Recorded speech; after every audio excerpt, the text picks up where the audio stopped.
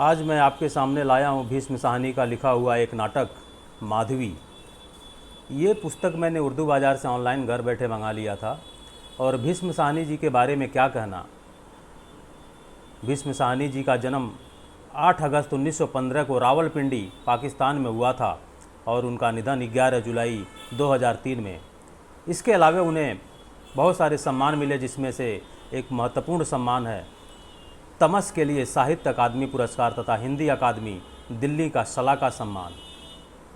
इसमें कुछ अंश नाटक के मैं प्रस्तुत कर रहा हूँ और आपको ज़रूर ये अच्छा लगेगा और आप एक्साइटेड होंगे कि ज़रूर इस किताब को मंगाया जाए और इस नाटक को पढ़ा जाए।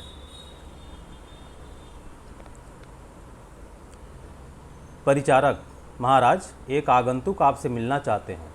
ये आती। आश्रम के द्वार तो सभी के लिए खुले हैं, अंदर आने दो। परिचारक का प्रस्थान। मुनि कुमार गालव का प्रवेश। आगे बढ़कर: बहुत दिनों बाद किसी अतिथि ने हमारे आश्रम में पांव रखे हैं। गालव: मेरा नाम गालव है महाराज, मैं ऋषि विश्वामित्र का शिष्य हूँ। अपनी शिक्षा समाप्त कर यहाँ आया हूँ। ये आती। आसन ग्रहण करो। मुनि कुमार: लंबी यात्रा करके आए हो, थक गए होंगे। गालव: मैं बड़े संकट में हूँ महाराज। ये आती। पहले आसन ग्रहण करो। मुनि कुमार: ऐसी जल्दी क्या है।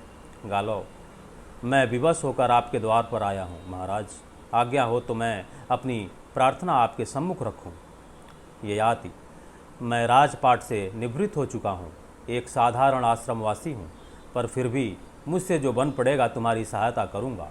गालव: महाराज, मैं 12 वर्ष तक ऋषि विश्वामित्र के आश्रम में विद्या ग्रहण करता रहा हूँ। मैं 12 विद्याओं में पारंगत हुआ हूँ। ये आती। जानकर प्रसन्नता हुई, कहो आगे कहो। गालव: शिक्षा समाप्ति पर मैंने गुरुवर से प्रार्थना की कि वे गुरु दक्षिणा में क्या लेना स्वीकार करेंगे। ये आती। गुरु दक्षिणा देना शिष्य का पुण्य कर्तव्य है, कहो उन्होंने कौन सी गुरु दक्षिणा मांगी। गालव: महाराज, गुरु दक्षिणा में मुझे 800 अश्वमेधी घोड़े देने हैं। ये आती हैरान होकर, 800 अश्वमेधी घोड़े? क्या ऋषि विश्वामित्र ने ये गुरु दक्षिणा मांगी है। गालव सिर झुकाकर: महाराज, दोष मेरा ही है। गुरुदेव ने तो कहा था कि उन्हें गुरु दक्षिणा नहीं चाहिए। तुम 12 विधाओं में पारंगत हुए हो, यही मेरी गुरु दक्षिणा है। पर महाराज, मैंने हठ किया, बार बार आग्रह किया कि मैं गुरु दक्षिणा देकर ही रहूँगा। इस पर गुरुवर क्रुद्ध हो उठे, बोले अच्छा, मेरी गुरु दक्षिणा 800 अश्वमेधी घोड़े होंगे। गुरुदेव की बात सुनकर तो मेरे होश उड़ गए। मैं ये गुरु दक्षिणा कहाँ से जुटा पाऊँगा। इस पर गुरु महाराज कड़क कर बोले, अब जाओ और गुरु दक्षिणा का प्रबंध करो।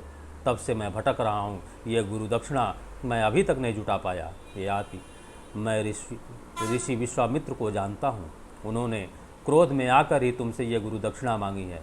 तुम्हें अभी भी उनके पास लौट जाना चाहिए और उनसे क्षमा याचना करनी चाहिए। गालव सीधा तनकर खड़ा हो जाता है। मैं वचनबद्ध हूँ महाराज, मैं गुरु दक्षिणा लेकर ही अब उनके सामने जाऊँगा। ये आती। बड़े हठी हो मुनि कुमार, तुम मुट्ठी भर तंडुल भी ले जाओगे तो तुम्हारे गुरु प्रसन्न होंगे। तुम उनके शिष्य हो, वे तुम्हें क्षमा कर देंगे। गालव: नहीं महाराज, मैं वचनबद्ध हूँ, गुरु दक्षिणा लेकर ही उनके पास जाऊँगा। ये आती। मुस्कुराकर गालव की पीठ पर हाथ रखते हुए: मुझे तुम्हारी निष्ठा और आस्था देखकर बड़ी प्रसन्नता हुई, पर अश्वमेध के 800 घोड़े तुम कैसे जुटा पाओगे। गालव: इसीलिए मैं आपके द्वार पर आया हूँ महाराज। ये आती हंसकर: मेरे पास अश्वमेधी घोड़े कहाँ, मैं अब आश्रमवासी हूँ, राजा नहीं हूँ। मेरे पास तो मेरी सवारी के लिए भी घोड़ा नहीं है।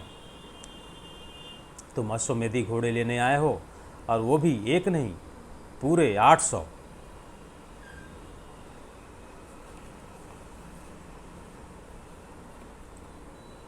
ये भीष्म साहनी जी का तस्वीर है और उनके बारे में जितनी भी बात की जाए कम है। हम बहुत तुच्छ हैं, उनके बारे में कुछ कहें। आपको अच्छा लगे तो आप ये माधवी नाटक ज़रूर मंगाएं और आप इसको एंजॉय कर सकते हैं। ये नाटक बहुत ही खूबसूरत लिखा हुआ है धन्यवाद।